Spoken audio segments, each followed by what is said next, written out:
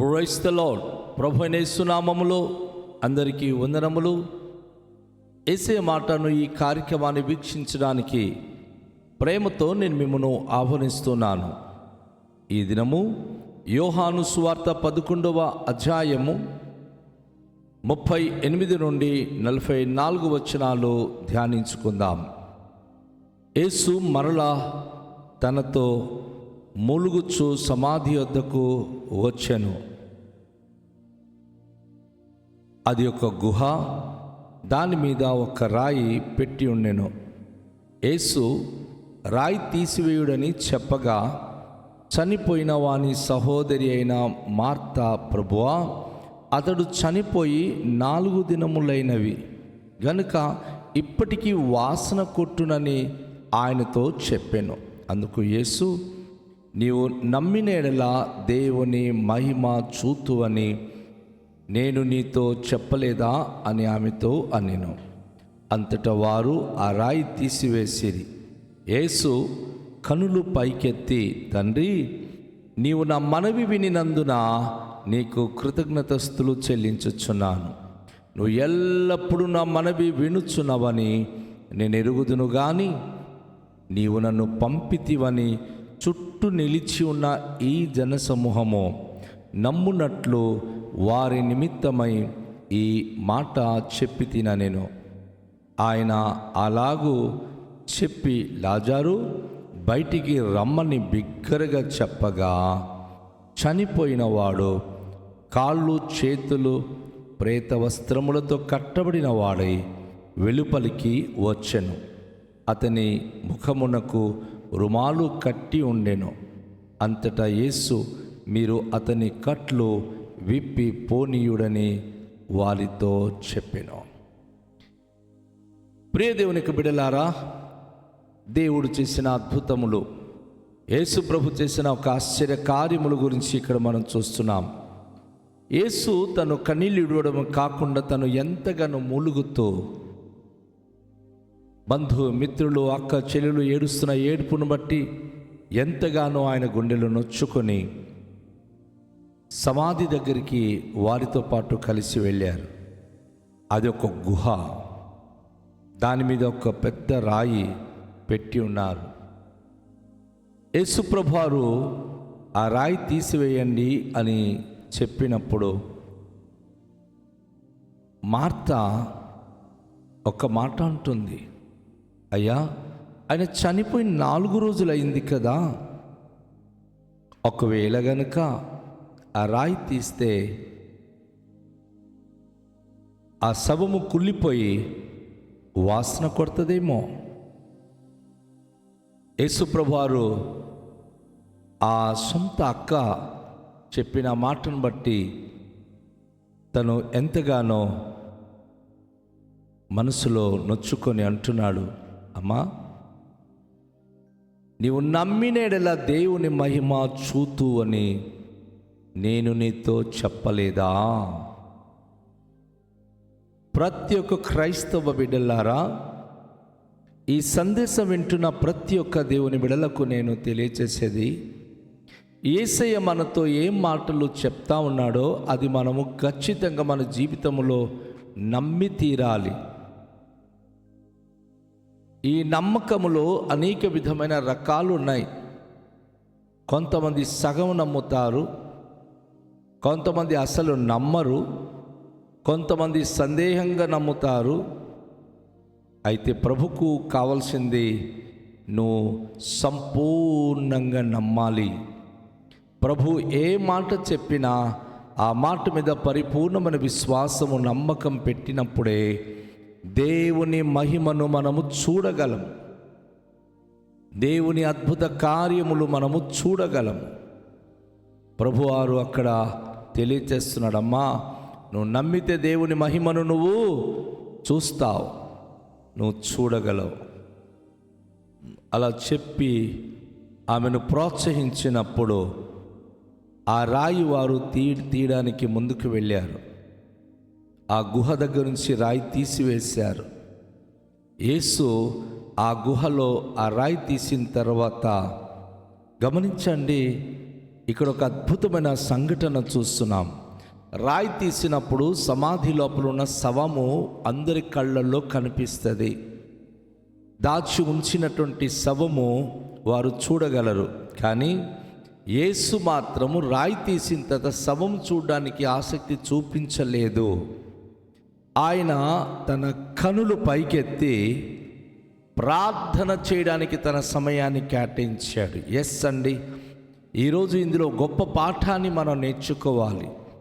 ఎప్పుడైనా సరే అసాధ్యమైన ఒక పరిస్థితి మన ఎదుట ఉన్నప్పుడు, భయంకరమైన సంఘటన మనం ఎదుట ఉన్నప్పుడు, అది చూస్తూ భయపడుతూ దాని వైపే చూస్తూ మనం దాని గురించి మాట్లాడుతూ మన సమయాన్ని కాలక్షేపం చేయకూడదు.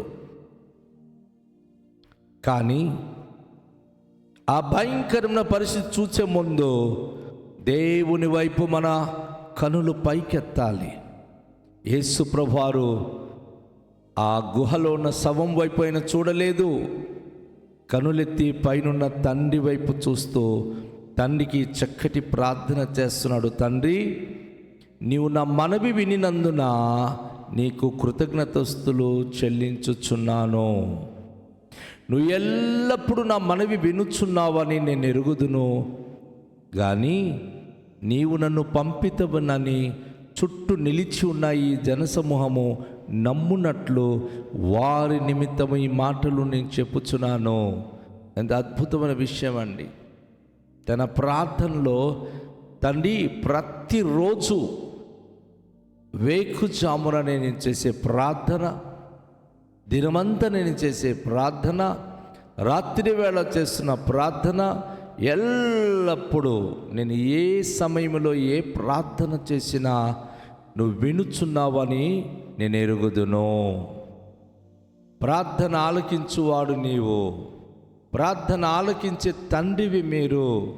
కనుక నా ప్రార్థన నిశ్చయంగా ప్రతిరోజు వింటున్నందులకై నేను సంతోషిస్తున్నాను.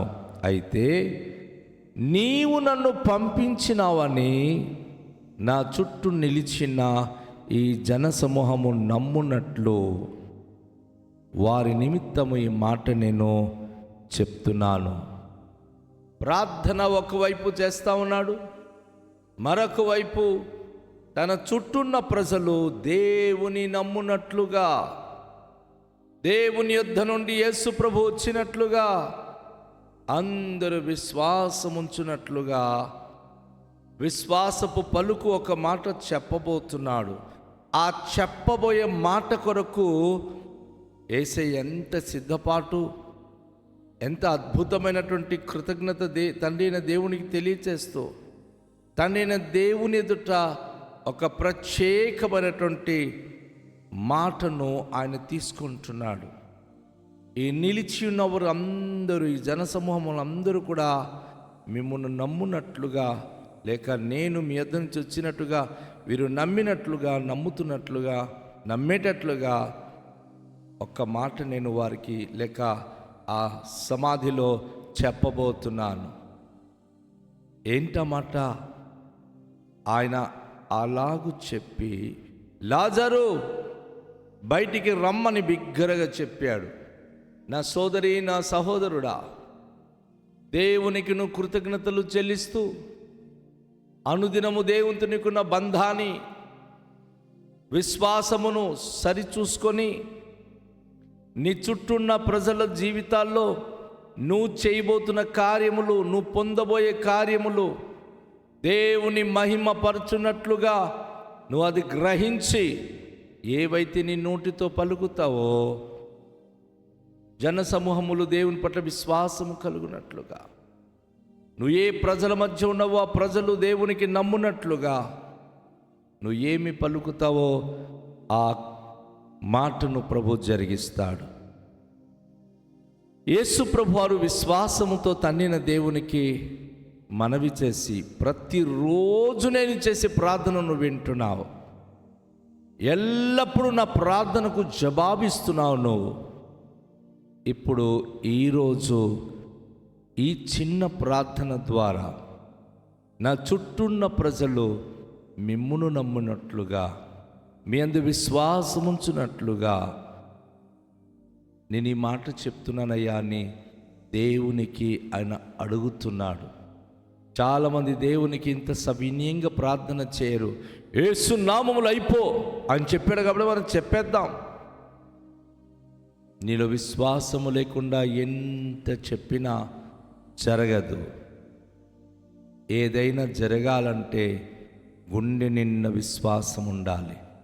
తన్నైన దేవుడు ప్రభువైన యేసుక్రీస్తు ఏకమై ఉన్నప్పటికీ యేసు ప్రభువారు ఏమంటున్నారు? నువ్వు రోజు నా ప్రార్థన వింటున్నావు, కానీ నా చుట్టూ ఉన్న వారు నిన్ను నమ్మాలి, నేను నీ యొద్ద నుంచి వచ్చినట్టుగా వారు తెలుసుకోవాలి. అందుకే ఈ మాట నేను చెప్తున్నాను అని లాజారు బయటికి రమ్మని బిగ్గరగా ఆయన కేక వేశాడు, లేక పిలిచాడు. నిజంగా చనిపోయి 4 రోజులు కుళ్ళిపోయిన శవముతో ఒక పడుకున్న వ్యక్తికి పిలిచినట్లుగా యేసు ప్రభువారు గట్టిగా పిలుస్తున్నాడు అంటే ఆశ్చర్యకరమైన విషయం. 4 రోజులు కుళ్ళిపోయినటువంటి లాజారు కాలు చేతులకు ప్రేత వస్త్రాలతో కట్టబడి ఉన్నది. ఆ లోపల నుంచి ఆ ప్రేత వస్త్రాలతో బయటికి వచ్చేస్తూ ఉన్నాడు. తన ముఖానికి కూడా ఒక గుడ్డ రుమాలు కట్టి ఉన్నారు.